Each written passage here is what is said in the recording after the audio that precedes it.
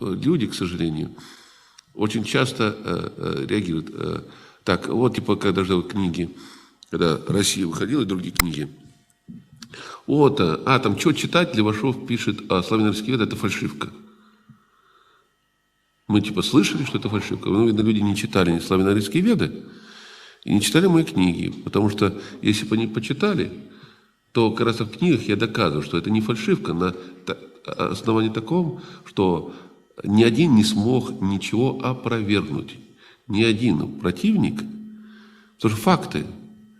Я просто провел параллельные линии. Если провести отрицание одного, то отрицается все другое, на котором базируется их. Ну, это хитрость определенная.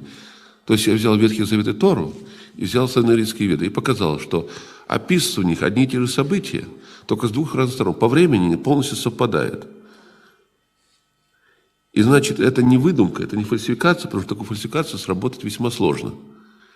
Плюс еще то, что сказ о Ясном Соколе, который я расшифровал, и показал, что говорится реальный. Это стало такой известно последние 15-20 лет информации о тех планетах, которые там описываются. Оказывается, действительно, на них есть жизнь. И там действительно относятся к классам планет, которые тождественны Земле, близнецы к Земле. И имеется вода, атмосфера, и состав атмосферы близок к земной. И характеристики, которые описываются, которые современным соответствующим понятиям астрофизики, в сказе описано то же самое Настенька словами, которые человек видит, а это соответствует тому, что написано в современной астрофизической классификации. Ну, там, кто читал книжку, там видел это.